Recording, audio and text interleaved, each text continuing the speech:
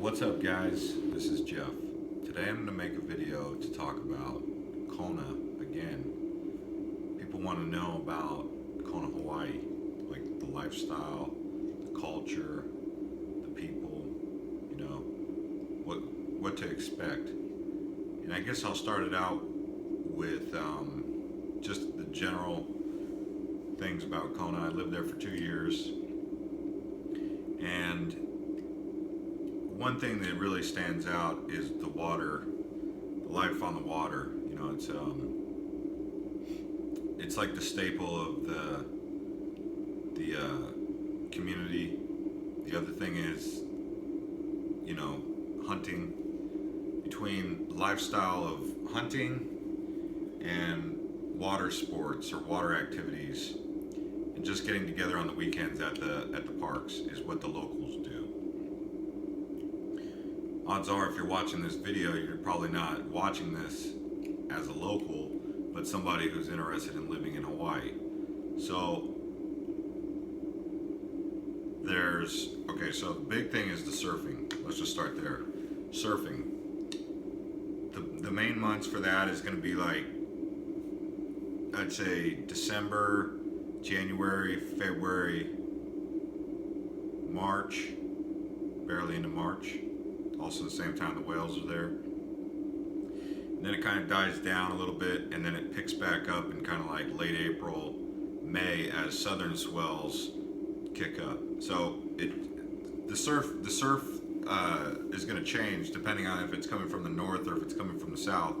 In the wintertime, you have northern swells or northern storms, which create a wave frequency that pushes south from the north, and then in the south you have Antarctica, you know, having storms pushing waves from the south to the north. So a place like Magic Sands, Loa, and Kona, it gets going. Banyans, Limans, Ka'alu, not really a southern swell spot, because if you look at how the jetty is, or the the wall and that little area there, it's mostly designed for northern swells, but that's where you can practice surfing.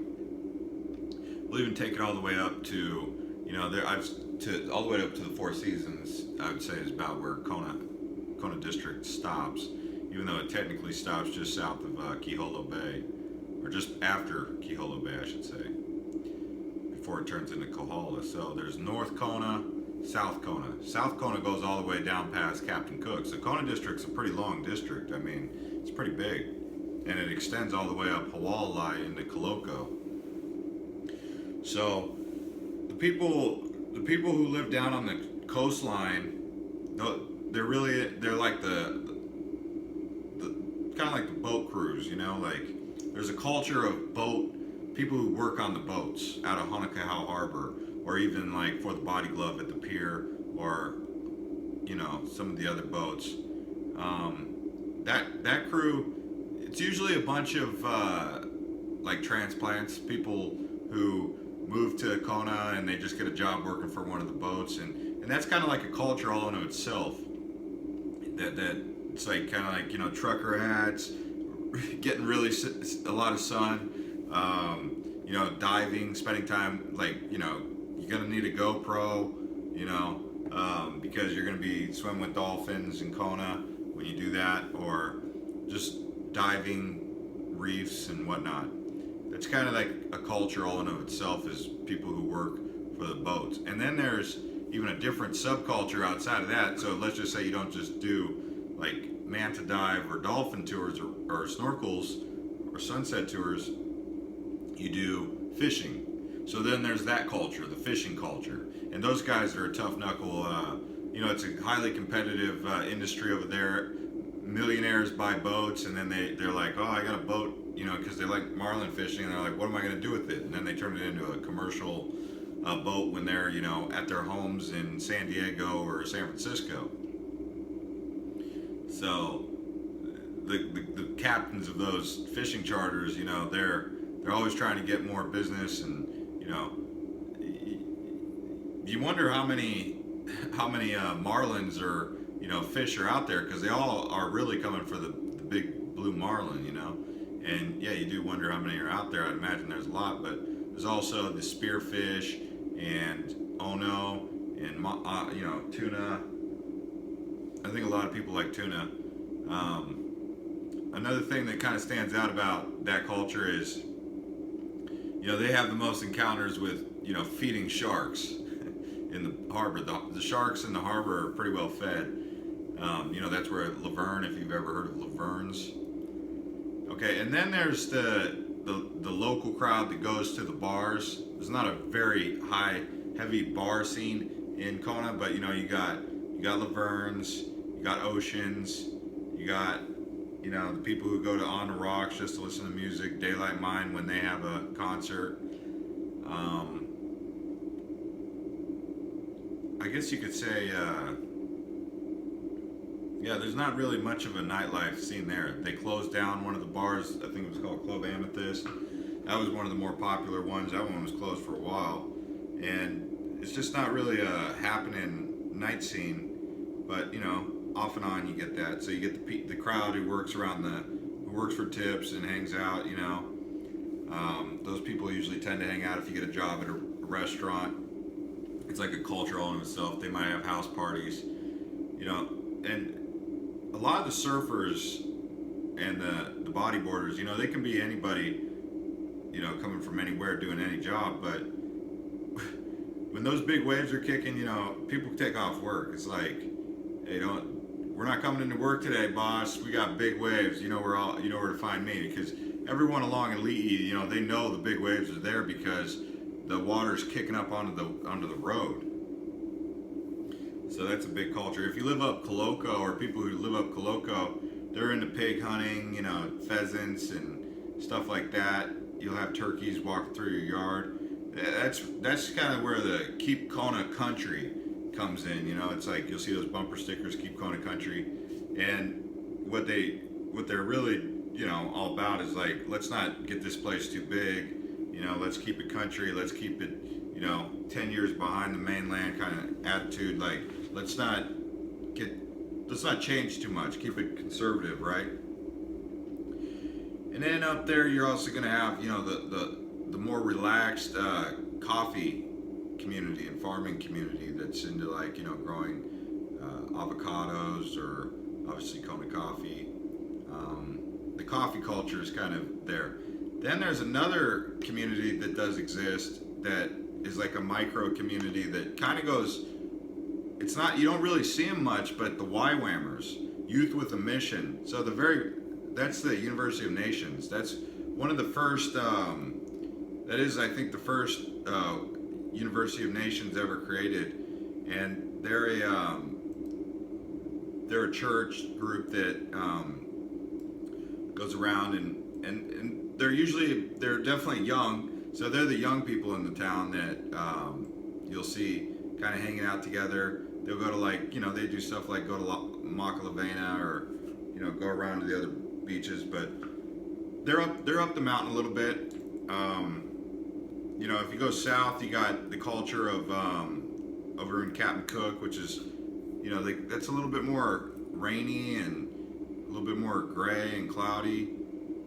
And it's just out there is more, I'd say it's in a way it's rougher. It's more rough and tumble. It's more rugged. It's more country for sure.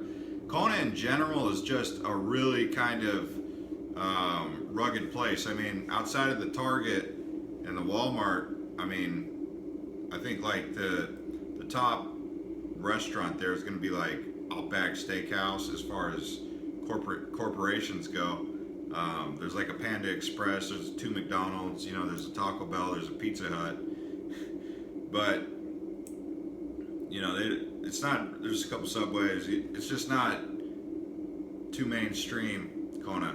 The culture overall, I'm trying to dial it in here, because there is actually like an idea that I have about a culture. It's basically like, if I could summarize it, it's surfers, yoga, trucker hat people, slacklining, people who do slacklining. That's a big community. I'm not